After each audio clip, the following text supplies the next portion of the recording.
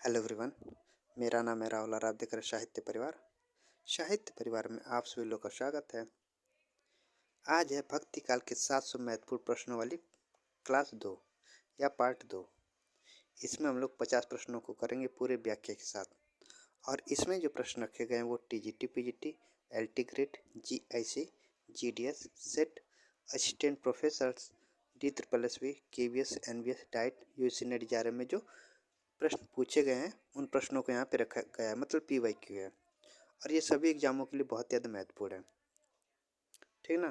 तो आप लोग इसको देखेगा। ये 700 प्रश्नों का जो क्लास है वो इसको मैं 14 क्लास में कंप्लीट करवाऊँगा। एक क्लास में 50 क्वेश्चन, दूसरे में 50 क्वेश्चन, तो ये 14 क्लास में कंप्लीट हो जाएगा। इसके पहले मैंने भक्ति काल के 300 महत्वपूर्ण वाले क्लास को ले लिया है 3 पार्ट में। उसमें एक पार्ट में 100 प्रश्न है। अगर आपने इसको नहीं देखा है तो उसको देख लीजिएगा, ठीक। तो आज है पार्ट 2, भक्ति काल के 700 महत्वपूर्ण प्रश्नों वाली पार्ट 2 आज है। तो चलिए इसको शुरू करते हैं। देखिए देखिए 50 प्रश्नों को मैंने पार्ट 1 में करा दिया है। आज हम लोग प्रश्न संख्या 51 से शुरू करेंगे।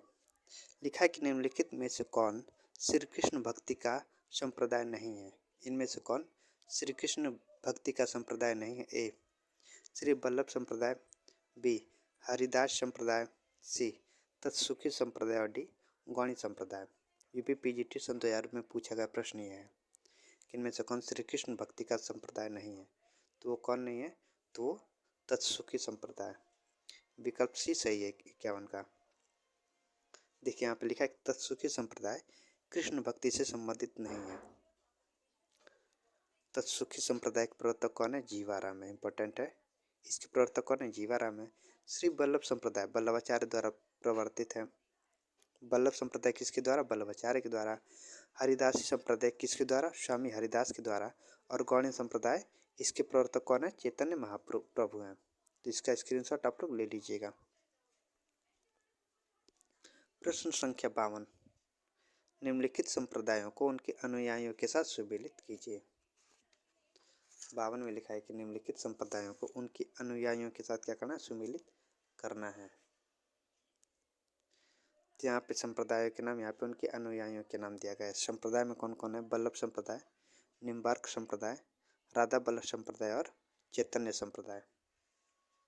अनुयायियों में कौन कौन है, हरिव्यास देव, दामोदर दास, गदाधर भट्ट, जगन्नाथ गोस्वामी और गोविंद स्वामी।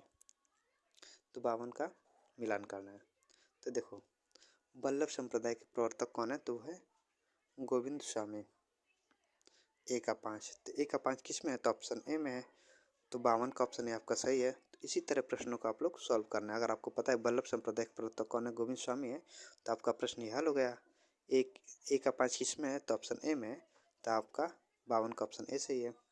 निम्बार्क संप्रदाय के अनुयायी कौन है, हरिव्यास देव हैं। राधा वल्लभ संप्रदाय के अनुयायी दामोदर दास हैं। और चैतन्य संप्रदाय के अनुयायी गदाधर भट्ट हैं। तो 52 का विकल्प ए सही है। प्रश्न संख्या 53, बरवे नाई का भेद का रचनाकार कौन है। बरवे नाई का भेद का रचनाकार कौन है, ए रहीम, बी रसलीन, सी बिहारी और डी मतीराम। यूजीनेट सेकंड पेपर दिसंबर 2007 में पूछा गया प्रश्न ये है। तो 53 का कौन सा विकल्प सही है। तो बरवे नाई का भेद के रचनाकार कौन है, तो वह है रहीम है। विकल्प ए सही है। विकल्प ए सही है। देखिए प्रश्न संख्या 54 में लिखा है कि रामचरितमानस, पद्मावत, सुरसागर और कबीर दोहावली जैसे ग्रंथ किस काल की देन है। ए भक्ति काल, बी छायावाद काल, सी भारतेंदु काल और डी द्विवेदी काल। झारखंड टीजीटी 2017 में पूछा गया ये प्रश्न है कि रामचरितमानस, पद्मावत, सुरसागर, कबीर दोहावली जैसे ग्रंथ किस काल की देन है। तो किस काल की देन है, तो है भक्ति काल की देन है। विकल्प ए सही है 54 का। देखिए रामचरितमानस, पद्मावत, सुरसागर तथा कबीर दोहावली जैसे ग्रंथ भक्ति काल की है। भक्ति काल रामाश्रयी, कृष्णाश्रयी, प्रेमाश्रयी एवं ज्ञानाश्रयी 4 शाखाओं में विभक्त है। मैं बताऊंगा 4 शाखाएं कौन कौन सी है। ठीक, जिसमें रामचरितमानस रामाश्रय शाखा का, जो रामचरितमानस रामाश्रय शाखा क्या है, काव्य प्रतिनिधि काव्य ग्रंथ है ये। रामचरितमानस रामाश्रय शाखा का है। सुरसागर कृष्णाश्रय शाखा का प्रतिनिधि काव्य ग्रंथ है। और पद्मावत ये जो है प्रेमाश्रय शाखा का प्रतिनिधि काव्य ग्रंथ है। और कबीर दोहावली ये ज्ञानेश्वरी शाखा का प्रतिनिधि काव्य ग्रंथ है। ठीक, तो विकल्प ए सही है। देखिए मैं आपको बता दूं कि देखिए जो भक्ति काल है, बीच में भक्ति काल को मतलब कि यहाँ पे बता रहा हूँ कि बीच से भक्ति काल होगा। एग्जाम्पल के लिए मैं बता रहा, समझाने के लिए, भक्ति काल को 2 भागों में बांटा गया था। कौन से भाग? 2 भागों में। कौन सा 2 भाग? एक निर्गुण, जो जिसको यन से प्रदर्शित कराओ निर्गुण को, और ये सगुण, इसको यश से प्रदर्शित कराओ। निर्गुण भक्ति और सगुण भक्ति। तो एन से निर्गुण, ऐसे सगुण। और निर्गुण भक्ति को 2 भागों में बांटा गया था। निर्गुण भक्ति को 2 भागों में बांटा गया था। कौन? एक है ज्ञानाश्रय शाखा, एक है प्रेमाश्रय शाखा। जी से ज्ञानाश्रय शाखा, पी से प्रेमाश्रय शाखा। अज्ञानाश्रय शाखा के जो मतलब प्रतिनिधि थे वो कौन थे? वो थे कबीरदास। किसे? कबीरदास थे। ज्ञानेश्वरी शाखा के प्रतिनिधि कौन थे? तो वो थे कबीरदास। अब प्रेमाश्रय शाखा, प्रेमाश्रय शाखा या सूफी शाखा, प्रेमाश्रय शाखा को सूफी शाखा भी कहते हैं। तो प्रेमाश्रय शाखा के जो प्रतिनिधि थे वो थे मलिक मोहम्मद जायसी, एम थे, मलिक मोहम्मद जायसी। ठीक, तो भक्ति काल 2 भागों में, निर्गुण और सगुण। तो निर्गुण को भी 2 भागों में, इसका 2 भाग थे, एक ज्ञानेश्वरी शाखा था, एक प्रेमाश्रय शाखा था। अज्ञानेश्वरी शाखा के जो प्रवर्तक थे कबीरदास थे, और प्रेमाश्रय शाखा के जो प्रवर्तक थे वो मलिक मोहम्मद जायसी थे। सगुण भक्ति को देख लेते, ये भी 2 भागों में बटा था। कौन कौन सा? एक राम भक्ति शाखा, एक कृष्ण भक्ति शाखा। सगुण 2 भागों में बटा था, राम भक्ति शाखा, कृष्ण भक्ति शाखा। राम भक्ति शाखा के जो मेन कवि थे कौन थे? वो थे तुलसीदास। तुलसीदास थे। और कृष्ण भक्ति के सूरदास थे। ठीक, तो आप लोग को शायद समझ आ गया होगा। ठीक, भक्ति काल 2 भागों में, निर्गुण सगुण। और निर्गुण 2 भागों में ज्ञानाश्रय प्रेमाश्रय, और सगुण 2 भागों में राम भक्ति शाखा और कृष्ण भक्ति शाखा। तो यहाँ पे वही देखो लिखा है कि भक्ति काल एक रामाश्रय शाखा और कृष्णाश्रय शाखा, प्रेमाश्रय शाखा, ज्ञानाश्रय शाखा, यही है 4 शाखा इनकी। प्रश्न संख्या 55, विभिन्न मतों के आधार पर हिंदी में भक्ति काव्य की कितनी शाखाएं मानी जाती हैं? ए 3, बी 4, सी 2 और डी 5। विभिन्न मतों के आधार पर हिंदी में भक्ति काव्य की कितनी शाखाएं मानी जाती है? तो कितनी शाखाएं मानी जाती हैं? तो वो मानी जाती हैं 4। अभी हम लोगों ने पढ़ा है ना 4 शाखाएं कि हिंदी में भक्ति काव्य की कितनी शाखाएं? 4 शाखाएं। प्रेमाश्रय शाखा, और फिर ज्ञानाश्रय शाखा, राम भक्ति शाखा और कृष्ण भक्ति शाखा। तो 4 ही हो गए ना, प्रेमाश्रय शाखा, ज्ञानाश्रय शाखा और राम भक्ति शाखा और कृष्ण भक्ति शाखा, 4 भागों में। देखिए विभिन्न मतों के आधार पर हिंदी में भक्ति काव्य को 2 धाराएं, निर्गुण धारा एवं सगुण धारा मानी जाती है।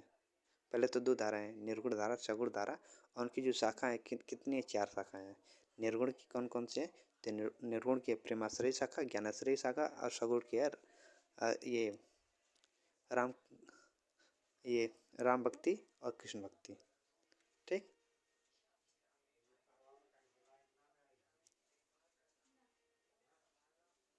इनमें से प्रत्येक की 2 शाखा, निर्गुण धारा की ज्ञानाश्रय शाखा में प्रेमाश्रय शाखा तथा सगुण की रामाश्रय एवं कृष्णाश्रय मानी जाती है। प्रश्न संख्या 56 में लिखा है कि सूची 1 का मिलान सूची 2 से कीजिए और दिए गए कुट से सही उत्तर का चयन कीजिए। सूची 1 का सूची 2 से क्या करना है? मिलान करना है। ठीक, तो शुद्धाद्वैतवाद, इसका मिलान क्या होगा? अद्वैतवाद, इसकी प्रवर्तक कौन है? विशिष्टाद्वैतवाद के प्रवर्तक कौन है? द्वैतवाद के प्रवर्तक कौन है? करना है। तो शुद्धाद्वैतवाद के जो प्रवर्तक हैं वो हैं बल्लवाचार्य। अद्वैतवाद के प्रवर्तक है शंकराचार्य। विशिष्टाद्वैतवाद की जो प्रवर्तक है वो है रामानुजाचार्य और द्वैतवाद के प्रवर्तक मध्वाचार्य है। तो ए का 1, बी का 2, तो विकल्प सी सही है 56 का। देखिए, शुद्धाद्वैतवाद के प्रतिपादक आचार्य वल्लभाचार्य, अद्वैतवाद के प्रतिपादक आचार्य शंकराचार्य और विशिष्टाद्वैतवाद के प्रतिपादक आचार्य रामानुजाचार्य तथा द्वैतवाद के प्रतिपादक मध्वाचार्य। तो विकल्प सी सही है। प्रश्न संख्या 57, आचार्य हजारी प्रसाद द्विवेदी के अनुसार निम्नलिखित संप्रदायों का सही अनुक्रम है। आचार्य हजारी प्रसाद द्विवेदी के अनुसार जो निम्नलिखित संप्रदायों का सही अनुक्रम कौन सा है? तो सही अनुक्रम कौन सा है? तो होगा सही अनुक्रम सी। पहले आएंगे श्री संप्रदाय, उसके बाद ब्रह्म संप्रदाय, उसके बाद रुद्र संप्रदाय, उसके बाद सनकादि संप्रदाय, उसके बाद आएंगे वल्लभ संप्रदाय। उसके बाद कौन आएगा? वल्लभ संप्रदाय ना, वल्लभ संप्रदाय। तो श्री संप्रदाय पहले, उसके बाद ब्रह्म संप्रदाय, उसके बाद रुद्र संप्रदाय, उसके बाद सनकादि संप्रदाय। तो विकल्प सी से 57 का। प्रश्न संख्या 58, लिखा है कि भक्ति काव्य को भारतीय चिंतन धारा का स्वाभाविक विकास किसने माना है? ए श्याम सुंदर दास, बी राम कुमार वर्मा, सी हजारी प्रसाद द्विवेदी और डी रामचंद्र शुक्ल। भक्ति काव्य को भारतीय चिंतन धारा का स्वाभाविक विकास किसने माना है? तो वो किसने माना है? तो माना है हजारी प्रसाद द्विवेदी ने। विकल्प सी से। देखिए, आप लोग नीचे मतलब ध्यान दीजिएगा, उत्तराखंड असिस्टेंट प्रोफेसर 2017 में पूछा गया प्रश्न ये है, और फिर छत्तीसगढ़ असिस्टेंट प्रोफेसर 2014 में ये पूछा गया प्रश्न है। मतलब उत्तराखंड में भी आया था, छत्तीसगढ़ में भी आया था। अगर आप लोग मतलब कोई उत्तराखंड से भी हो, छत्तीसगढ़ से भी हो, तो उसके लिए भी ये क्लास बहुत ज़्यादा महत्वपूर्ण है। भक्ति काव्य को भारतीय चिंताधारा का स्वाभाविक विकास डॉक्टर हजारी प्रसाद द्विवेदी जी ने माना है। रामचंद्र शुक्ल ने इस्लामी आक्रमण का प्रतिक्रिया ग्रियर्सन ईसाइत की दिन माना है। रामचंद्र शुक्ल ने इस्लामी आक्रमण की प्रतिक्रिया माना है और ग्रियर्सन ईसाइत की दिन माना है।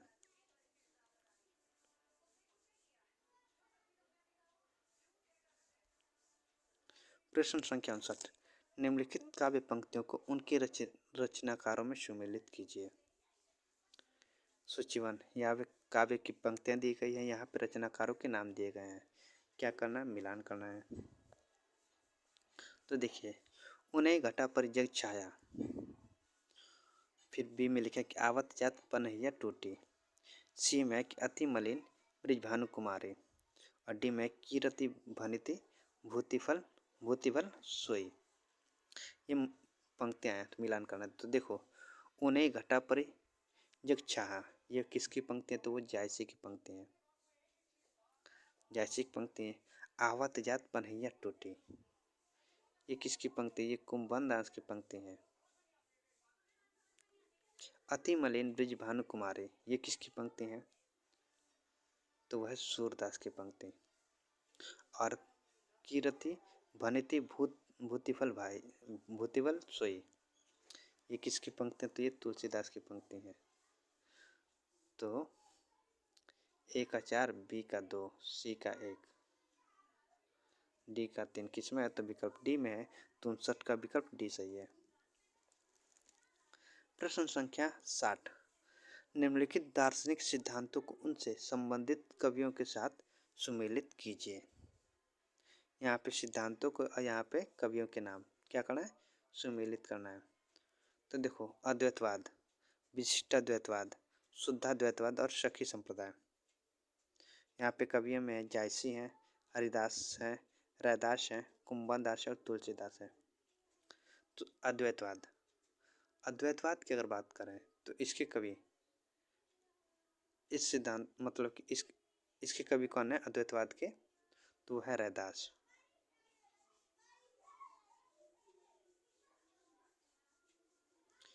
रैदास का जो दार्शनिक सिद्धांत था वो था अद्वैतवाद। ठीक। विशिष्टाद्वैतवाद, ये किसका सिद्धांत था? तो वो था तुलसीदास का। तुलसीदास कहाँ है? तुलसीदास का। शुद्धाद्वैतवाद, अगर इसकी बात करते हैं, किसका सिद्धांत था?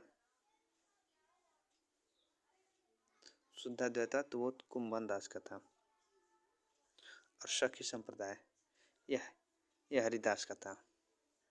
तो ए का 3, बी का 5, विकल्प ए। तो 60 का विकल्प ए सही है। प्रश्न संख्या 61, अद्वैतवाद के प्रवर्तक कौन थे? ए शंकराचार्य, बी वल्लभाचार्य, सी मध्वाचार्य और डी रामानुजाचार्य। अद्वैतवाद के प्रवर्तक कौन थे? तो इसके प्रवर्तक कौन थे? तो वो थे शंकराचार्य। विकल्प ए सही है 61 का। अद्वैतवाद के प्रवर्तक कौन थे? शंकराचार्य। अद्वैतवाद के मध्वाचार्य और विशिष्टाद्वैतवाद के प्रवर्तक रामानुजाचार्य। ठीक, अद्वैतवाद के प्रवर्तक शंकराचार्य और द्वैतवाद मध्वाचार्य, विशिष्टाद्वैतवाद रामानुजाचार्य। ये तो आप लोगों को याद ही रहना चाहिए, जो कि मिलान करने के लिए कब आ जाएगा, किस एग्जाम में आ जाएगा, किसी को पता नहीं है। प्रश्न संख्या 62, कबीरदास में जो रहस्यवाद पाया जाता है वह अधिकतर सूफियों के प्रभाव के कारण है। यह किसका कथन है? ए डॉक्टर पुखराज मारू, बी सोमप्रभु सूरी, ये सूरी है सोमप्रभु सूरी, सी आचार्य रामचंद्र शुक्ल और डी डॉक्टर नागेंद्र। कबीरदास में जो रहस्यवाद पाया जाता है वह अधिकतर सूफियों के प्रभाव के कारण है। यह किसका कथन है? तो वो कथन किसका है? तो वह रामचंद्र शुक्ल का है। विकल्प सी सही है 62 का। देखिए, कबीरदास में जो रहस्यवाद पाया जाता है वह अधिकतर सूफियों के प्रभाव के कारण है। यह कथन आचार्य रामचंद्र शुक्ल का है। शुक्ल जी कबीरदास को संत काव्यधारा का प्रथम कवि मानते हैं। शुक्ल जी कबीरदास को जो है वो संत काव्यधारा के प्रथम कवि मानते हैं। पूछ देगा कि संत काव्यधारा के प्रथम कवि किसको माना है? आचार्य रामचंद्र शुक्ल ने संत काव्यधारा के प्रथम कवि किसको माना है? तो वो माना है किसे? कबीरदास को। इनकी भाषा को सदुक्कड़ी भाषा कहा है। कि पूज्य शुक्ल जी ने किसकी भाषा को सदुक्कड़ी भाषा कहा है? तो वो कबीरदास की भाषा को सदुक्कड़ी भाषा कहा है। प्रश्न संख्या 63, लिखा है कि जो तिरिया पिहर बसे सूरत रहे पी माही, ऐसे जन जग में रहे गुरु को भूले नाही। उपयुक्त पंक्तियां किसकी है? ए सूरदास, बी कबीरदास, सी सहजोबाई और डी रैदास। जो तिरिया पिहर बसे सूरत रहे पी माही, ऐसे जन जग में रहे गुरु को भूले नाही। यह पंक्तियां किसकी है? तो वह सहजोबाई की पंक्तियां हैं। विकल्प सी सही है 63 का। तो देखो, उपयुक्त पंक्तियां सहजोबाई की, यहाँ पे लिखा है वही पंक्ति, अब लिखा है कि उपयुक्त पंक्तियां सहजोबाई की है। आंसर आप लोग ध्यान देते चलेगा, मैं मतलब कि भूल जा रहा हूँ, इसको नहीं बता पा रहा हूँ कि आंसर सी है, लेकिन वहाँ पे मैं सही बता रहा हूँ कि आंसर सी है। सहजोबाई निर्गुण काव्यधारा की संत कवित्री थी। सहजोबाई जो थी वो निर्गुण काव्यधारा की संत कवित्री थी। यह महात्मा चारण दास की शिष्या थी। ये किसके शिष्या थे? चारण दास की शिष्या थे। इनके द्वारा रचित कृति सहज प्रकाश है। पूछ देगा कि सहजोबाई किस काव्यधारा की संत कवित्री थी? तो वो निर्गुण की थी। इंपॉर्टेंट है ये। ठीक, प्रश्न संख्या 64, लिखा है प्रभु जी तुम चंदन हम पाने, चाकी अंग अंग बास समाने। ये काव्य पंक्तियां किस संत कवि की है? कि प्रभु जी तुम चंदन हम पाने, जाकी अंग अंग बास समाने।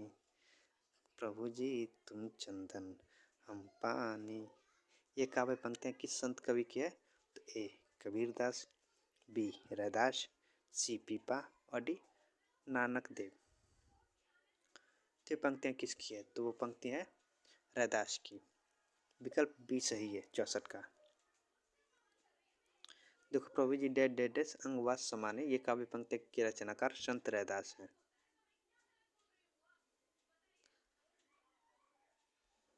संत रैदास हैं। संत रैदास या रविदास मीराबाई और उदय के गुरु माने जाते हैं। मतलब कि लोग ऐसा मानते कि मीराबाई और उदय के गुरु कौन थे? वो संत रैदास थे। रैदास के 40 पद ग्रंथ साहिब में संकलित है। प्रश्न संख्या 65, the Nirgun school of Hindi poetry इनमें से किसका शोध ग्रंथ है? A doctor Lakshmi Sagar Varshney, B doctor Hazari Prasad Dwivedi, C Babu Shyam Sundar Das और D doctor Pitambar Datt Barthwal. The Nirgun school of Hindi poetry, इनमें से किसकी शोध ग्रंथ है? तो किसका है? तो वो है डॉक्टर पीताम्बर दत्त वड़तवाल का। विकल्प डी सही है 65 का। देखिए आंसर डी है कि the Nirgun school of Hindi poetry doctor Pitambar Datt Barthwal की शोध प्रबंध है। प्रश्न संख्या 66, महाराष्ट्र के भक्तों में सबसे पहले किसका नाम आता है? ए नामदेव, विज्ञान देव, सी गोरखनाथ और डी एकनाथ। महाराष्ट्र के भक्तों में सबसे पहले किसका नाम आता है? तो सबसे पहले किसका नाम आता है? तो वो आता है नामदेव। विकल्प ए सही है 66 का। देखिए महाराष्ट्र के भक्तों में सबसे पहले संत नामदेव का नाम आता है। महाराष्ट्र में महानुभाव और वारकरी नामक दो संप्रदाय प्रचलित हैं। देखो दो संप्रदाय महाराष्ट्र के कौन कौन से प्रचलित हैं? इम्पोर्टेंट है महानुभाव और वारकरी। ये दोनों दो संप्रदाय जो है वो महाराष्ट्र में प्रचलित हैं। महानुभाव संप्रदाय के प्रवर्तक कौन है? चक्रधन है। महानुभाव संप्रदाय के प्रवर्तक कौन है? चक्रधन है। और वारकरी संप्रदाय के प्रवर्तक कौन है? वो है उसके मूल प्रवर्तक वो है संत पुंडलिक माने जाते हैं। ठीक, महाराष्ट्र में दो संप्रदाय प्रचलित हैं। कौन कौन से? एक महानुभाव है और दूसरा वारकरी है। और महानुभाव की संप्रदाय कौन है? वो है प्रवर्तक चक्रधन। और वारकरी संप्रदाय के जो मूल प्रवर्तक है वो है संत पुंडलिक। ये इम्पोर्टेंट है। क्यों इम्पोर्टेंट है आगे बताते हैं। कि संत नामदेव का संक्षिप्त परिचय देख लेते हैं पहले। इनका जो संप्रदाय का था कौन सा था? इनका वारकरी संप्रदाय था। नामदेव का जो संप्रदाय था वो कौन सा था? वारकरी संप्रदाय। और वारकरी संप्रदाय के जो मूल प्रवर्तक थे वो कौन थे? संत पुंडलिक थे। इनके जन्म स्थान की अगर बात करें तो 1135 में इनका जन्म हुआ था। 12 से 15 में इनकी मृत्यु हुई थी। जातीय दर्जे थे। गुरु का नाम इनके विशोबा खेचर था। इनकी रचनाएं अभंग जो मराठी में थी और गुरु ग्रंथ साहिब में ये हिंदी में थी। प्रश्न संख्या 67, लिखा है किस संत ने विदेशी आक्रमणकारियों के विरुद्ध आवाज उठाई? किस संत ने विदेशी आक्रमणकारियों के विरुद्ध आवाज उठाई थी? ए कबीर, बी गुरु नानक देव, सी सुंदरदास और डी मलुकदास। तो 67 का कौन सा विकल्प सही है? तो किसने उठाया था? तो वो उठाया था गुरु नानक ने। विकल्प बी सही है। गुरु नानक देव ने विदेशी आक्रमणकारियों के विरुद्ध आवाज उठाए थे। संत गुरु नानक देव ने विदेशी आक्रमणकारियों के विरुद्ध आवाज उठाई। प्रश्न संख्या 68, लिखा है कि माया महाठग ने हम जाने किस भक्त कवि का इसके का कथन है? ए सूरदास, बी कबीरदास, सी नाभादास और डी कुंभन दास। माया महाठग ने हम जाने किस भक्ति कवि का कथन है? तो वो किसका कथन है? तो वह कबीरदास का कथन है। विकल्प बी सही है, कबीरदास का कथन है। देखिए माया महाठग ने हम जाने कबीरदास का कथन है। इस कथन के माध्यम से कबीर ने माया का सूक्ष्म विश्लेषण प्रस्तुत करके उसे महाठगनी के रूप में व्यक्त किया है। इसके जाल से केवल गुरु के ज्ञान के द्वारा ही निकला जा सकता है। मतलब कि कबीरदास कहते हैं कि जो माया महाठगनी है उसके जाल से केवल गुरु के ज्ञान के द्वारा ही निकला जा सकता है। कबीर का जन्म की अगर बात करें तो इनका जन्म हुआ था 1398 ईस्वी। कबीर का जन्म कब हुआ था? 1398 ईस्वी में। कहाँ पे? लहरतारा जो वाराणसी में पड़ता है। इनके निधन 1518 में मगहर में जो बस्ती में पड़ता है। इनका निधन कब हुआ था? 1518। जन्म 1398 और निधन 1518।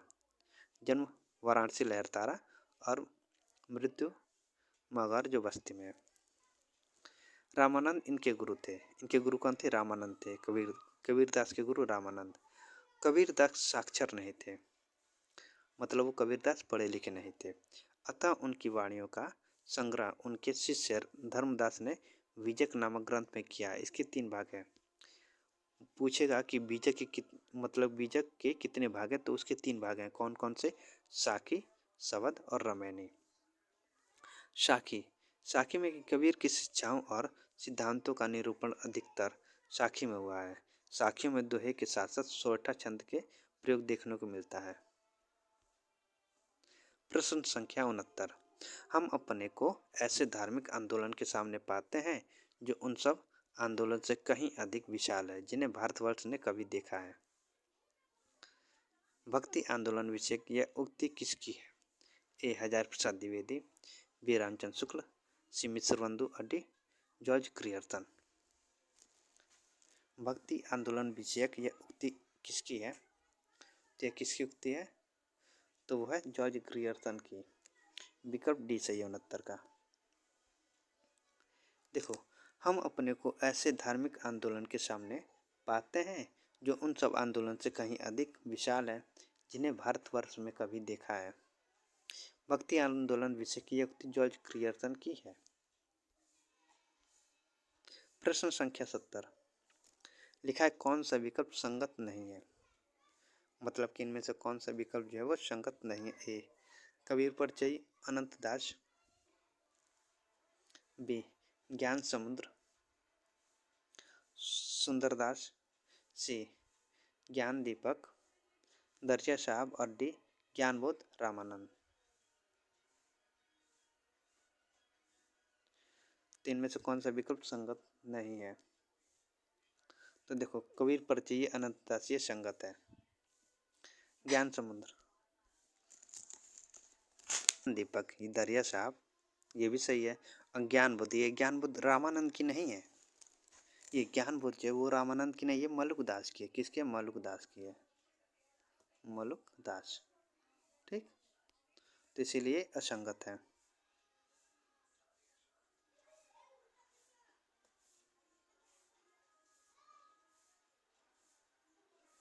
तो 70 का विकल्प डी सही है। देखिए, ज्ञानबोध भक्तिकालीन संत कवि मलुक दास की रचना है। प्रश्न संख्या 71। लिखा है कि संत दादू दयाल की शिष्य परंपरा से असंबद्ध संत है। ए. पीपा, बी. सुंदरदास, सी. रज्जब और डी. गरीबदास। संत दादू दयाल की शिष्य परंपरा से असंबद्ध संत है तो कौन सा है? तो है पीपा। विकल्प ए सही है 71 का। देखो, विकल्प ए आंसर है कि संत दादू दयाल की शिष्य परंपरा से असंबद्ध संत है पीपा।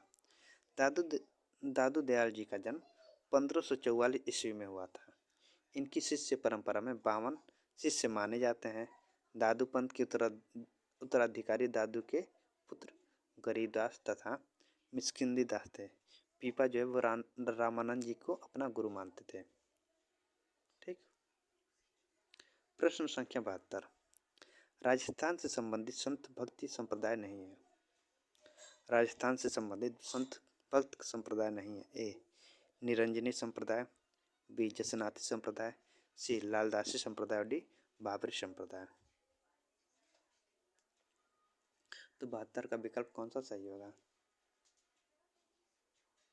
तो 72 का विकल्प डी सही होगा कि बाबरी संप्रदाय। विकल्प डी सही 72 का।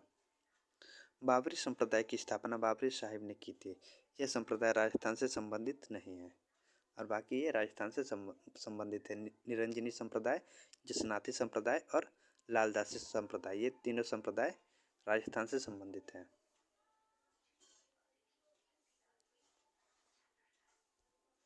प्रश्न संख्या 73। निम्नलिखित के आधार पर सही विकल्प चुनिए।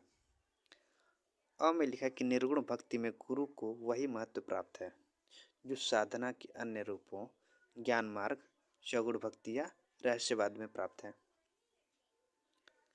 पूछ रहा है कि बता रहा है कि निर्गुण भक्ति में गुरु का वही महत्व प्राप्त है जो साधना के अन्य रूपों ज्ञान मार्ग, सगुण भक्ति या रहस्यवाद में प्राप्त है। अब में लिखा है कि निर्गुण भक्ति का आलंबन निराकार और अगोचर है तथा सगुण भक्ति का आलंबन साकार एवं गोचर है। तो विकल्प ए में दिया है कि अ और ब दोनों गलत, बी में कि अ सही ब गलत, सी में कि अ और ब दोनों सही और डी में कि अ गलत ब सही। तो 73 में कौन सा विकल्प सही है? तो देखो ये दोनों का दोनों ही सही है, अ भी सही है ब भी सही है, तो विकल्प सी सही है कि अ और ब दोनों सही। 73 का विकल्प सी सही है। देखिए निर्गुण भक्ति के संबंध में उपयुक्त दोनों कथन सही है। प्रश्न संख्या 74 लिखा है कि निम्नलिखित के आधार पर सही विकल्प चुनिए। अ में लिखा है कबीर जो कुछ कहते थे शास्त्रीय ज्ञान के आधार पर कहते थे। ब उनकी उक्तियां भेदने वाली और व्यंग चोट करने वाली होते थे। विकल्प ए में कि अ और ब दोनों सही, बी में कि अ गलत और ब सही, सी में कि अ और ब दोनों गलत और डी में कि अ सही और ब गलत। तो 74 का कौन सा विकल्प सही होगा? तो देखो अ में लिखा है कबीर जो कुछ कहते थे शास्त्रीय ज्ञान के आधार पर कहते थे, नहीं गलत बात है। वो कहाँ कबीर कहाँ पढ़े लिखे थे? कबीर तो पढ़े लिखे नहीं थे, तो वो शास्त्रीय ज्ञान को मतलब कि शास्त्रीय ज्ञान के आधार पर नहीं कहते थे, ये बात गलत है। उनकी उक्तियाँ भेदने वाले और व्यंग चोट करने वाले होते थे, ये बात सही है। उनकी जो उक्तियाँ होती थी वो भेदने वाली होती थी, मतलब कि जैसे कि कोई भी अगर पंक्ति बोलते थे तो कोई भी मनुष्य रहता था जिसको वो बोलते थे तो उनको लग जाता था कि नहीं वो उन्हीं को बोल रहे हैं। और व्यंग चोट करने वाले होते थे, जो व्यंग बोलते थे वो चोट करने वाले, जैसे कि नहीं बोलते हैं कि किसी को हाथ से नहीं मारा लेकिन बोली से मारा जा सकता है, तो वो कबीरदास उस तरह के थे कि वो अपने उक्तियों से या पंक्तियों से ही लोगों को मतलब कि चोट पहुंचा देते थे। देखिए कबीर की उक्तियां भेदने वाले और व्यंग चोट करने वाले होते थे, आंसर भी सही है। यह कथन सत्य है किंतु यह कथन तर्क संगत नहीं है कि वे कुछ कहते थे शास्त्रीय ज्ञान के आधार पर कहते थे। उनका खुद कहना था कि मसी कागज छुयो नहीं कलम गयो नहीं हाथ, मतलब वो खुद कहते थे कि मैंने कागज को छुआ ही नहीं है और कलम को मतलब कि हाथ नहीं लगाया है। इस आधार पर उनका साक्षर न होना प्रमाणित होता है, अर्थात उनके वचनों एवं उपदेशों का आधार सूफी संतों का सत्संग एवं प्रत्यक्ष लोक व्यवहार के अधिक निकट स्थापित प्रतीत होता है। प्रश्न संख्या 75 कौन सा कथन असंगत है? ए कृष्णगढ़ नरेश महाराजा सामत सिंह ही प्रसिद्ध भक्त कवि नागरीदास है। बी नागरो नागरो नगढ़ के राजा संत पीपा ने स्वामी रामानंद से दीक्षा ली थी। सी जम्बुनाथ ने अपने आदर्शों के प्रचारार्थ ब्रह्म संप्रदाय की स्थापना की, ये ब्रह्म है। और डी सहजोबाई ने ब्रह्म तत्व का निर्गुण सगुण निरपेक्ष अनिर्वचनीय स्थिति का अनुभूतिपरक वर्णन किया है। तो 75 का कौन सा विकल्प सही है? कौन सा इसमें से मतलब कि कथन असंगत है? तो इसमें संगत कौन है? तो वो सी है कि जम्बुनाथ ने अपने आदर्शों के प्रचारार्थ ब्रह्म संप्रदाय की स्थापना की, ये बात गलत है। 75 का विकल्प सी जो है असंगत है। असंगत कथन है कि जम्बुनाथ ने अपने आदर्शों के प्रचारार्थ ब्रह्म संप्रदाय की स्थापना की, असंगत है। प्रश्न संख्या 76 लिखा है कबीरदास ऐसे ही मिलन बिंदु पर खड़े थे जहां से एक ओर हिंदुत्व निकल जाता है और दूसरी ओर मुसलमानत्व।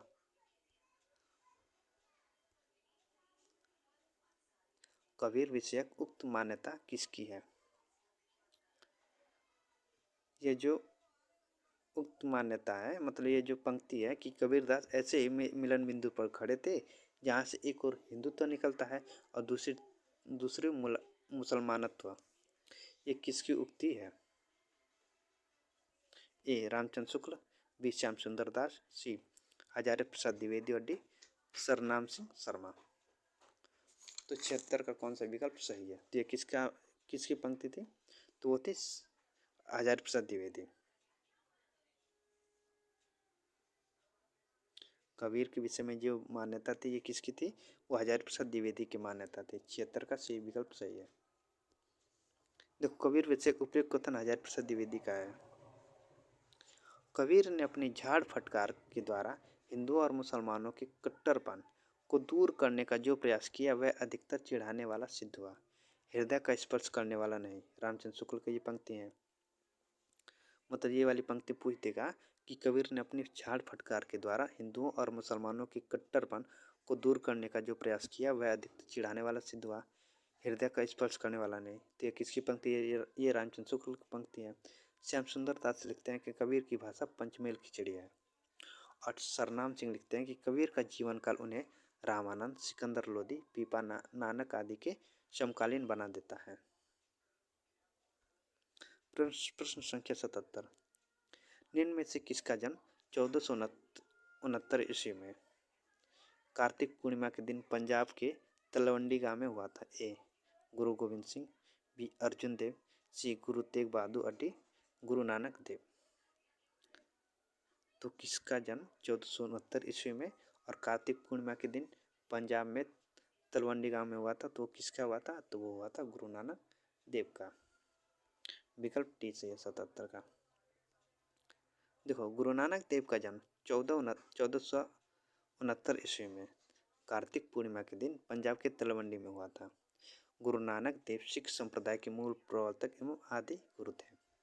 इनकी प्रमुख रचनाएं जपू जी, आसदीवार, रहीरास और सोहिला।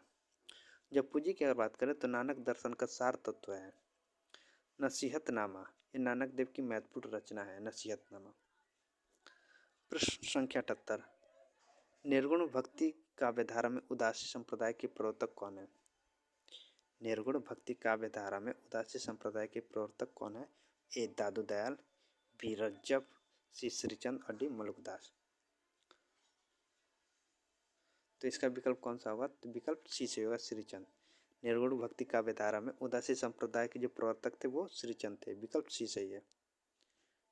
श्रीचंद हैं, थे नहीं हैं। निर्गुण का भक्ति काव्यधारा में उदासी संप्रदाय के प्रवर्तक श्रीचंद है। प्रश्न संख्या 79, लिखा है इसमें कि संत साहित्य के संबंध में कौन सा कथन उचित नहीं प्रतीत होता है? ए संत साहित्य एक वैचारिक भूमि पर स्थित है, बी रामचंद्र शुक्ल के अनुसार यह इस्लामिक आक्रमण से पराजित हिंदू जनता का असहाय मन स्थिति का परिणाम है, सी संत साहित्य को मात्र भजन पूजन के स्तर पर देखा जा सकता है, और डी हजारी प्रसाद द्विवेदी के अनुसार संत साहित्य या भक्ति आंदोलन भारतीय चिंताधारा का स्वाभाविक विकास है। तो संत साहित्य के संबंध में कौन सा कथन उचित नहीं प्रतीत होता है? तो कौन सा उचित नहीं प्रतीत होता है? तो वो है विकल्प सी, कि संत साहित्य को मात्र भजन पूजन के स्तर पर देखा जा सकता है। ये बात उचित प्रतीत नहीं होती है। देखो, संत साहित्य के संबंध में संत साहित्य को मात्र भजन पूजन के स्तर पर देखा जा सकता है, यह कथन असत्य है, क्योंकि संत साहित्य में भजन पूजन निषेध है। संत कवि ईश्वर के निराकार स्वरूप की उपासना करते हैं। संत साहित्य समाज सुधार तथा लोकाचार के लिए भी जाने जाते हैं। ये केवल भजन पूजन के लिए नहीं जाने जाते, ये जाने जाते हैं एक साहित्य समाज सुधार तथा लोकाचार के लिए भी जाने जाते हैं संत साहित्य। संत साहित्य का प्रवर्तक कबीरदास को माना जाता है, जो निर्गुण पंथ के उपासक थे। प्रश्न संख्या 80, लिखा है यहाँ पे कि कबीर का भक्ति आंदोलन विद्रोह मूलक है, तो गोस्वामी तुलसीदास का प्रतिरोधात्मक। यह विचार व्यक्त करने वाले विद्वान हैं, ये करने वाले हैं कि कबीर का भक्ति आंदोलन विद्रोह मूलक है, तो गोस्वामी तुलसीदास का प्रतिरोधात्मक। यह विचार किसका है? ए रामचंद्र शुक्ल, बी डॉक्टर नगेंद्र, सी डॉक्टर बच्चन सिंह और D doctor Ramvilas Sharma. Doctor Ramvilas Sharma. देखो, ये यूपी पीजीटी 2021 में पूछा गया प्रश्न है। तो ये विचार किस विद्वान का है? तो है बच्चन सिंह का है, डॉक्टर बच्चन सिंह का। विकल्प सी से 80 का। देख, कबीर का भक्ति आंदोलन विद्रोह मूलक है, तो गोस्वामी जी का प्रतिरोधात्मक। ये विचार व्यक्त करने वाले विद्वान डॉक्टर बच्चन सिंह हैं। आचार्य शुक्ल कहते हैं कि निर्गुण धारा के संतों की वाणी में किस प्रकार लोक धर्म की अवहेलना छिपी हुई थी। सगुण धारा की भारतीय पद्धति के भक्तों में कबीर, दादू आदि के लोक धर्म विरोधी स्वरों को यदि किसी ने पहचाना तो गोस्वामी तुलसीदास जी ने। डॉक्टर नगेंद्र लिखते हैं कि तुलसीदास की भक्ति भावना कब आदि निर्गुण भक्तों की ज्ञान योगमयी भावना के भांति रहस्यमयी न है, वह सीधी सरल एवं सहज है। प्रश्न संख्या 81।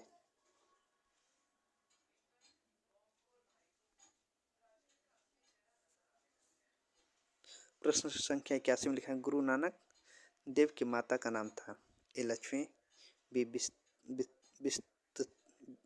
बिस्ता, सी रूपना, डी तृप्ता। गुरु नानक देव की माता का नाम क्या था? तो क्या नाम था? तो तृप्ता था। इनकी माता का क्या नाम था? तृप्ता था। विकल्प टी सही है 81 का। देखो, गुरु नानक देव सिखों के प्रथम गुरु हैं। इनका जन्म तलवंडी है, ये तलवंडी, वर्तमान ननकाना साहिब, जो पंजाब पाकिस्तान में पड़ता है, वहाँ पे हुआ था। 15 अप्रैल 1469 ईस्वी में पूर्णिमा के दिन हुआ था तथा निधन सितंबर 1539 ईस्वी में करनारपुर में हुआ था। इनके पिता का नाम मेहता कालू तथा माता का नाम तृप्ता देवी था। ये तृप्ता है, ये टाइपिंग मिस्टेक हो गई थी, ठीक ना। इनके पिता का नाम क्या था? मेहता कालू, और इनकी माता का नाम तृप्ता देवी। इनकी बहन का नाम क्या था? नानकी। इनकी बहन का नाम नानकी था। माता का नाम मेहता कालू, पिता का नाम मेहता कालू, माता का नाम तृप्ता देवी, और इनकी बहन का नाम नानकी। प्रश्न संख्या 82। हम तो भगति मुक्ति में आया, गुरु प्रसाद राम गुण गाया, पंक्तियां किस ग्रंथ से ली गई है? ए पद्मावत, बी रामचरितमानस, सी कबीर की परिचय, और डी बीजक। हम तो भगति मुक्ति में आया, गुरु प्रसाद राम गुण गाया, ये पंक्तियां किस ग्रंथ से ली गई है? तो किससे ली गई? तो वो ली गई है कबीर की परिचय से। विकल्प सी सही है 62 का। देखिए, हम तो भगति मुक्ति में आया, गुरु प्रसाद राम गुण गाया, उक्त काव्य पंक्तियां प्रसिद्ध ग्रंथ कबीर की परिचय से ली गई है, जिसके रचनाकार श्री अनंतदास जी माने जाते हैं। कबीर की परिचय के 6 प्रतियां उपलब्ध हैं, जिसमें कबीर के जीवन की प्रमुख घटनाओं का उल्लेख है। इस परिचय से स्पष्ट होता है कि कबीर किसी में निवास करने वाले मुसलमान जुलाहे थे। कबीर काशी में निवास करने वाले मुसलमान जुलाहे थे। दूसरे में लिखा, इन्होंने रामानंद से दीक्षा प्राप्त की थी। तीसरा है कि इस सिकंदर शाह ने कबीर पर अनेक अत्याचार किए। यह समस्त ग्रंथ चौपाई और दोहे में लिखा गया है। ये जितना भी ग्रंथ है, किसमें? चौपाई और दोहे में लिखा गया है। प्रश्न संख्या 83। लिखा कि संत काव्य परंपरा के कौन सा कवि अपनी विद्वत्ता के कारण प्रसिद्ध है? विद्वत्ता के कारण प्रसिद्ध है। संत काव्य परंपरा का कौन सा कवि अपने विद्वत्ता, जो सर्वाधिक शिक्षित होने पर उसके कारण प्रसिद्ध है? ए धर्मदास, बी रविदास, सी सुंदरदास, और डी रज्जब। तो कौन से संत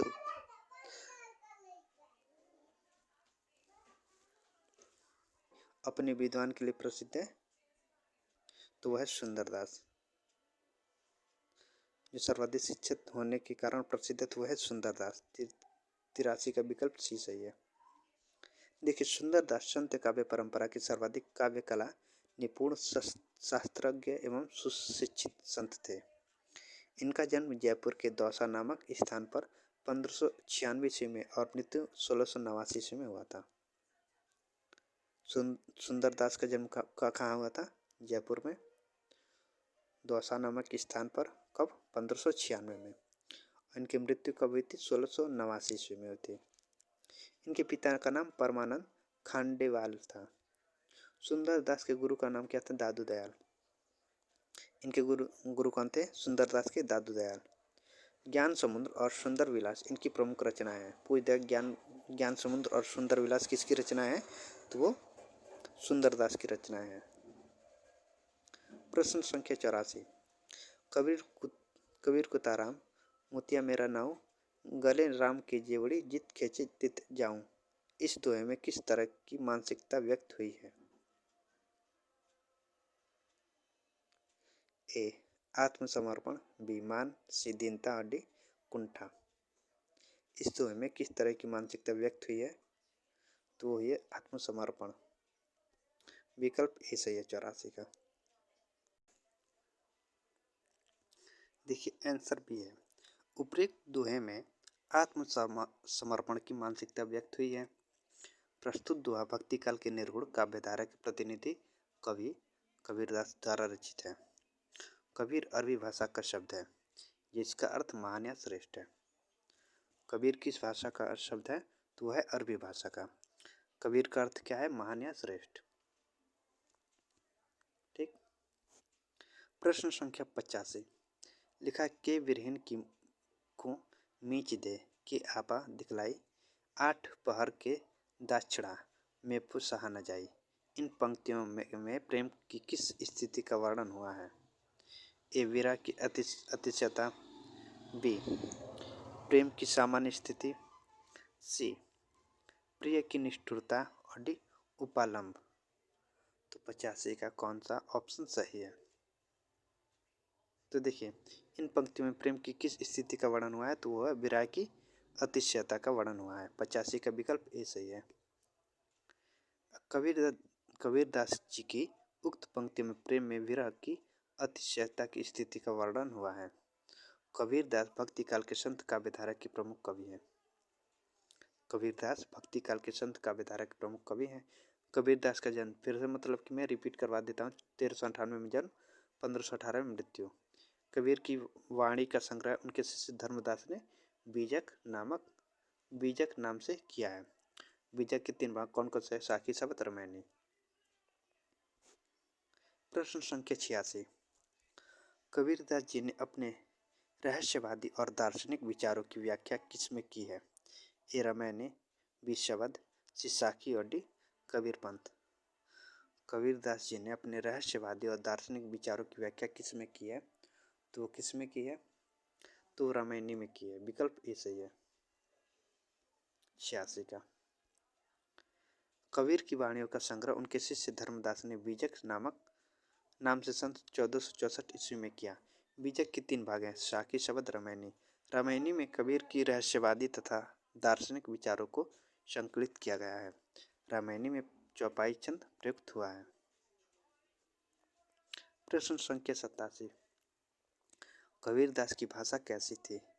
ए सदुक्कड़ी, बी खड़ी बोली, सी अवधी और डी अपभ्रंश। कबीर की भाषा कैसी थी? तो वो कैसी थी? सदुक्कड़ी भाषा थी। विकल्प ए सही है। सदुक्कड़ी भाषा किसने कहा है? शुक्ल जी ने कहा है।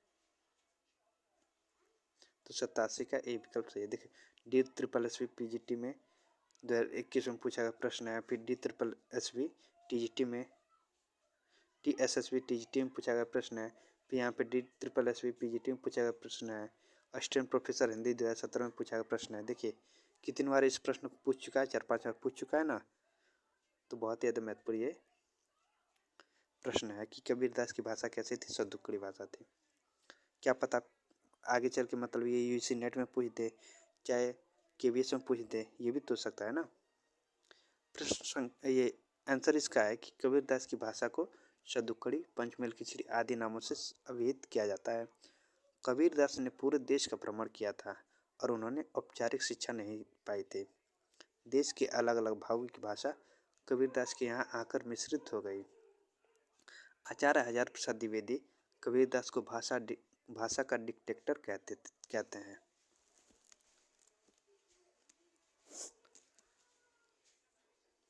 प्रश्न संख्या 88 पाहन पूजे हरि मिले तो मैं पूजू पहाड़, ये उक्ति किसकी है? ए रसखान, बी रहीम, सी मलुकदास और डी कबीर की। कि पाहन पूजे हरि मिले तो मैं पूजू पहाड़, ये किसकी पंक्ति है? तो ये पंक्ति है कबीर की। विकल्प डी सही 88 का। देखिए पान पुजारी मिले तो मैं पूज पहाड़, ये उक्त भक्ति काल के निरूढ़ धारा की ज्ञानश्री शाखा के कवि कबीरदास का है।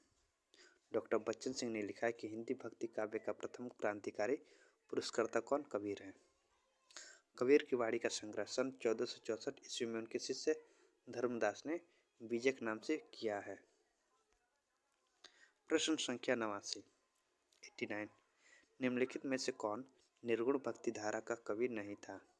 ए नानक, बी जयसी, सी मीरा और डी कबीर। निम्नलिखित में से कौन निर्गुण भक्ति धारा का कवि नहीं था? तो कौन नहीं था?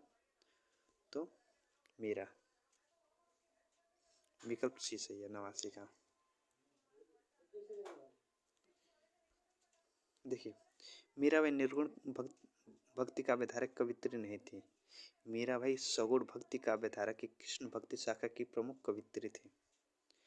देखिए, थोड़ा सा कंफ्यूज कर दिया ना कि मीराबाई निर्गुण भक्ति काव्यधारा कवित्री नहीं थी, वो सगुण की थी। वो सगुण भक्ति काव्यधारा की कृष्ण भक्ति शाखा की प्रमुख कवित्री थी। मैंने बताया था भक्ति काल को निर्गुण और सगुण, सगुण को दो भागों में, मतलब कि राम भक्ति शाखा और कृष्ण भक्ति शाखा। तो ये कृष्ण भक्ति शाखा की प्रमुख कवित्री थी। कौन? मीराबाई। मीराबाई ने श्री कृष्ण की उपासना प्रियतम या पति के रूप में की है। मीराबाई की भाषा राजस्थानी मिश्रित ब्रज भाषा है। जयसी भक्ति काल के निर्गुण काव्यधारा के सूफी प्रेम मार्गी शाखा की प्रमुख कवि हैं। इनकी प्रसिद्ध रचना है पद्मावत। गुरु नानक देव और कबीर निर्गुण काव्यधारा के प्रसिद्ध कवि हैं। गुरु नानक देव और कबीर ये निर्गुण काव्यधारा संत काव्य के प्रसिद्ध कवि हैं। प्रश्न संख्या 90 निम्न में से कौन सिख संप्रदाय के प्रवर्तक थे? ए गुरु अर्जुन देव, बी गुरु अंगद जी, सी गुरु नानक देव जी और डी गुरु गोविंद सिंह जी। निम्न में से कौन सिख संप्रदाय के प्रवर्तक थे? तो कौन सिख संप्रदाय के प्रवर्तक थे? तो गुरु नानक देव जी। विकल्प सी सही है 90 का। देखो, गुरु नानक देव सिख संप्रदाय के प्रवर्तक एवं आदि गुरु थे। इनकी प्रमुख रचनाएं जपू जी, आस दीवार, सोहिला गुरु ग्रंथ साहिब में संकलित है। जपू जी नामक जी का दर्शन का सार तत्व संकलित है। जपू जी में नानक जी के दर्शन का सार तत्व संकलित है। प्रश्न संख्या 91 निम्न में से मलुकदास की रचना के नाम बताइए। ए मृगावती, बी सुंदर विलास, सी बीजक और डी रत्न खान। निम्न में से मलुकदास की रचना के नाम बताइए। तो मलुकदास की रचना का नाम कौन सा है? तो वो है रत्न खान। विकल्प डी सही है, रत्न खान है। ठीक। मृगावती किसका है? तो मृगावती कुतुबन का है, कुतुबन का। ठीक। सुंदर विलास ये किसका है? सुंदर विलास है सुंदरदास का। और ये बीजक किसका है? कबीर का। ठीक। तो रत्न खान ये किसका? ये मलुकदास का है। रत्न खान मलुकदास की रचना है। मृगावती कुतुबन की है। सुंदर विलास सुंदरदास की और बीजक कबीरदास की है। प्रश्न संख्या 92 किस कवि की रचना से प्रभावित होकर अकबर ने गोवध बंद करवा दिया? यहाँ पे गौवध है, गौवध बंद करवा दिया। किस कवि की रचना से प्रभावित होकर अकबर ने गौवध बंद करवा दिया था? ए संत दादू दयाल, बी आलम, सी सेनापति, डी गंग। तो किस कवि की रचना से प्रभावित होकर? तो संत दादू दयाल की रचना से प्रभावित होकर अकबर ने मतलब गाय का जो वध होता है उसको बंद करवा दिया था। 92 का सही है। देखो, दादू पंथ में दादू दयाल के चमत्कारों की कई कथाएं प्रचलित हैं। कहा जाता है कि दादू की चमत्कारी से प्रभावित होकर अकबर ने नरेश मान सिंह प्रथम से दादू दयाल को फतेहपुर सिकरी बुलवाया था।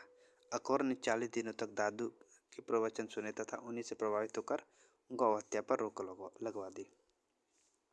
प्रश्न संख्या 93 लिखा, एक चलती चाकी देख के दिया कबीरा रोए, दो पाटन के बीच में साबुत बचा न कोय। काव्य पंक्ति में कौन सी शब्द शक्ति है? ए अभिधा, बी लक्षणा, सी व्यंजना और डी विलक्षणा। काव्य पंक्ति में कौन सा शब्द शक्ति है? तो इनमें कौन सा शब्द शक्ति है? तो वह व्यंजना। विकल्प सी सही है 93 का। देखिए हम लोग अभिधा, व्यंजना, लक्षणा को जानते हैं। उपयुक्त काव्य पंक्ति में व्यंजना शब्द शक्ति है। उक्त पंक्ति कबीरदास की है। जो काव्य पंक्ति में व्यंजना शब्द क्या है? वो शक्ति है। यहाँ चलती चक्की को देखकर कबीरदास के दुख होने की बात कही गई है, जिसके द्वारा यह अर्थ व्यंजित होता है कि संसार चक्की के समान है, जिसके जन्म और मृत्यु रूपी दो पाटों के बीच मनुष्य पिसता रहता है। शब्द शक्ति, शब्दों के अर्थों का बोध कराने वाले अर्थ व्यापार को शब्द शक्ति कहते हैं। शब्द शक्ति किसे कहते हैं? शब्दों के अर्थों का बोध कराने वाले अर्थ व्यापार को शब्द शक्ति कहते हैं। शब्द शक्ति कितने प्रकार के होते हैं? 3 प्रकार के होते हैं। कौन कौन? अभिधा, व्यंजना और लक्षणा। देखो शब्द शक्ति कितने प्रकार के होते हैं? 3 प्रकार के, अभिधा, व्यंजना और लक्षणा। ठीक, अभिधा को देख लेते हैं। अभिधा किसे कहता है? जिसका सीधा सरल अर्थ पाठक को समझ में आ जाता है उसे अभिधा शब्द शक्ति कहते हैं। मतलब कि कोई भी हम कहानी पढ़ते हैं वो आसानी से अगर समझ में आ जाती है तो उसे अभिधा कहा जाता है। व्यंजना, जब किसी शब्द की अभिप्रेत अर्थ का बोध न हो तो मुख्यार्थ से होता है और न ही लक्ष्यार्थ से, बल्कि कथन के संदर्भ में अनुसार अलग अलग अर्थ या व्यंग्यात्मक से हो, वह व्यंजन शब्द शक्ति होते हैं। वह व्यंजन शब्द शक्ति होती है। यह 2 प्रकार की होती है, शाब्द व्यंजना और अर्थ व्यंजना। लक्षणा की अगर बात करें, मुख्यार्थ में बाधा होने पर रूढ़ि या प्रयोजन के कारण जिस शक्ति के द्वारा मुख्यार्थ से संबंधित अन्य अर्थ लक्षित हो वह लक्षणा शब्द शक्ति कहलाती है। इसका आप लोग स्क्रीनशॉट ले लीजिएगा। प्रश्न संख्या 94 में लिखा है कि मनुआ तो दहु दिशि फिरे, यह तो सुमिरन नाही, उक्त काव्यांश किस कवि का है? ए सूरदास, बी रहीम, सी रसखान और डी कबीरदास। 94 का कौन सा विकल्प सही है? ये जो उक्त काव्यांश है वो किस कवि का है? तो वो कबीरदास का है। विकल्प डी सही है 94 का। मनुआ तो दहु दिशि फिरे, यह तो सुमिरन नाही, उक्त काव्यांश कबीरदास जी का है। लिखा है कि असड़िया झाई पड़ी पंथ निहारी, निहारी निहारी, जिबड़िया छाला पड़या, राम पुकारी पुकारी। प्रश्न संख्या 95 ये पंक्ति लिखी गई है। इस साखी में निम्नलिखित में से किस साधना पद्धति का मुख्य प्रभाव है? ए नाथपंथी साधना, बी सूफी साधना, सी सिद्ध साधना, डी अद्वैत वेदांत। तो 95 का कौन सा विकल्प सही है कि इस साखी में निम्नलिखित में से किस साधना पद्धति का मुख्य प्रभाव है? तो वो किसका मुख्य प्रभाव है? वो है सूफी का, सूफी साधना का। 95 का ऑप्शन बी सही है। देखिए थोड़ा सा ये जो दुआ है वो पढ़ने में दिक्कत हो रही है, आप लोग समझ सकते हैं। कबीर द्वारा रचित इस साखी में सूफी साधना पद्धति का मुख्य प्रभाव है। कबीर की साधना पद्धति पर सूफी प्रभाव माना जाता है। देखिए कबीर की जो साधना पद्धति है उस पर क्या सूफी का प्रभाव माना जाता है, सूफी प्रभाव माना जाता है। सूफियों ने प्रेम की पीर की बात कही है। कबीर का जीवात्मा भी उस पीर के लिए तड़पता है। हर क्षण मिलन की व्याकुलता देखकर ऐसा लगता है कि कबीर के यहाँ वियोग साधना सूफियों के प्रभाव के कारण ही है। कबीर की वाणी का संग्रह उनके शिष्य धर्मदास ने विजक नाम से सन 1464 ईस्वी में किया है। विजक के 3 भाग किए गए हैं, साकी शब्द और रमैनी। प्रश्न संख्या 96, दुल्हन गावहु मंगल चार पद में प्रेम का कौन सा रूप है? ए साहचर्य जन्य प्रेम, बी सहज प्रेम, सी विषम प्रेम और डी दाम्पत्य प्रेम।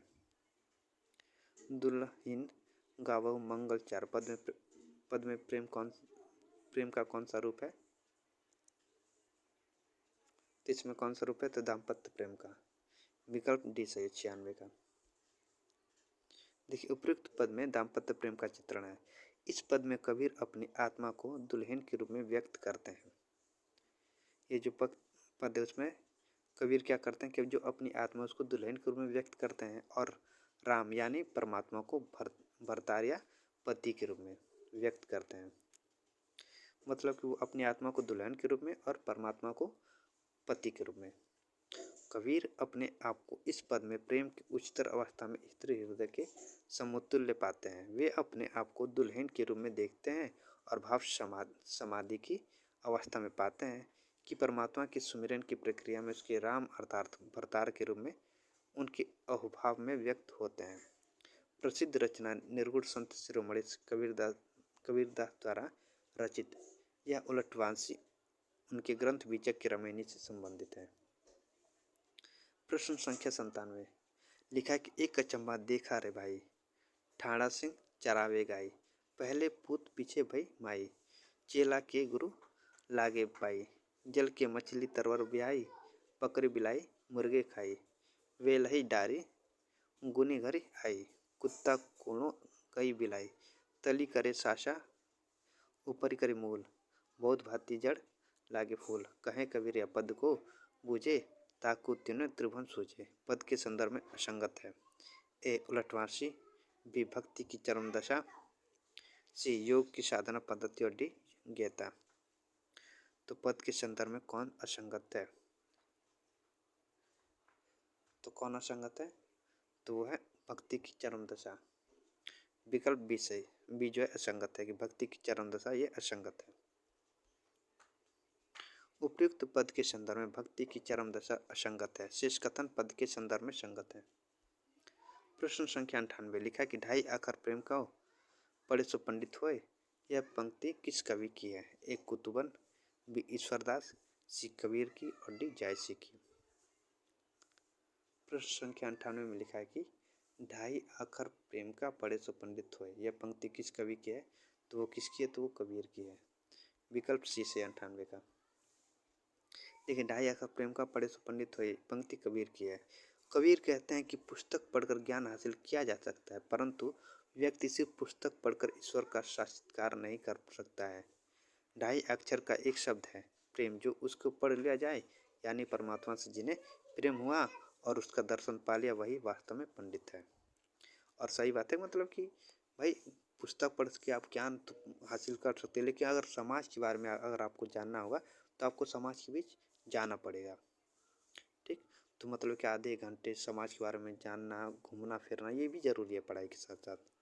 ये नहीं कि सिर्फ किताबों में डूबे रहो पढ़ते रहो, ये भी बहुत ज़रूरी है ये, लेकिन उसके साथ साथ अगर आज आपको समाज को देखना है, उसको जानना है, तो समाज के बीच रहना पड़ेगा, वहाँ पे जाना पड़ेगा। अन्य कवियों की महत्वपूर्ण काव्य पंक्तियाँ जैसे विधि कर चरित न जाने अनु, जो सिरजा सो जाही नियानु, ये कुतुबन की पंक्ति हैं। और जेही के बोल बिरह के धाया, कहू के भूख कहाँ ते छाया, ये जायसे की पंक्ति हैं। प्रश्न संख्या 99 गुरु नानक का जन्म कहाँ हुआ था? ए लुधियाना, बी पटना, सी तलवंडी और डी अमृतसर। तो जैसे मैंने बताया था कि गुरु नानक का जन्म कहाँ हुआ था, तो वो हुआ था तलवंडी में। विकल्प 99 का सही है। देखिए, गुरु नानक का जन्म रावी नदी के किनारे स्थित तलवंडी नामक गांव में कार्तिक पूर्णिमा को एक खत्री कुली में हुआ था। तलवंडी का एक नाम आगे चलकर नानक के नाम पर ननकाना पड़ गया। गुरु नानक भक्ति काल में निर्गुण धारा की ज्ञानाश्रय शाखा से संबंधित रखते थे। आचार्य शुक्ल लिखते हैं कि भक्ति भाव से पूर्ण होकर वे जो भजन गाया करते थे, उनका संग्रह गुरु ग्रंथ साहिब में किया गया है। प्रश्न संख्या 100 लिखा है विठोबा का भक्त किसे माना जाता है? ए रहीम, बी सूरदास, सी मीराबाई और डी नामदेव। विठोबा का भक्त किसे माना जाता है? तो आज का लास्ट प्रश्न है, तो वो नामदेव को माना जाता है। विकल्प डी सही है 100 का। देखो, विठोबा का भक्त नामदेव को माना जाता है। संत नामदेव विठोबा खेचर के गुरु के रूप में स्वीकार किया। संत नामदेव का वारकरी पंथ, ये वारकरी पंथ आज तक उत्तरोत्तर विकसित हो रहा है। मुखवाणी नामक पुस्तक में इनकी रचनाएं संकलित हैं। मीराबाई ने रैदास को अपना गुरु माना। सूरदास गौघाट पर बल्लभाचार्य ने दीक्षा ली, फिर गोवर्धन पर्वत गए और श्रीनाथ की सेवा में लग गए। तो ये थे आज के 50 क्वेश्चन। अगर अच्छा लगा तो प्लीज़ आप लोग लाइक करेगा, शेयर करेगा, सब्सक्राइब करेगा और कमेंट करेगा।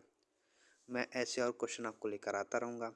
और मैं आपको बता दूं कि मैं यूसी नेट जीआरएफ वालों के लिए कहानी और उपन्यास मैंने कराया है। अगर जिसने उसको नहीं देखा है तो आप लोग देख लीजिएगा। लगभग मैंने सारी कहानी करा दिया है, 2-3 कहानी बाकी है तो मैं उसको जल्दी करा दूंगा। उसको लाइन बाय लाइन बताया है, उसकी जो महत्वपूर्ण पंक्तियाँ उसको भी मैंने बताया है। तो आप लोग प्लीज़ उसको भी जाके देख लीजिएगा। तो आज के लिए इतना ही, धन्यवाद।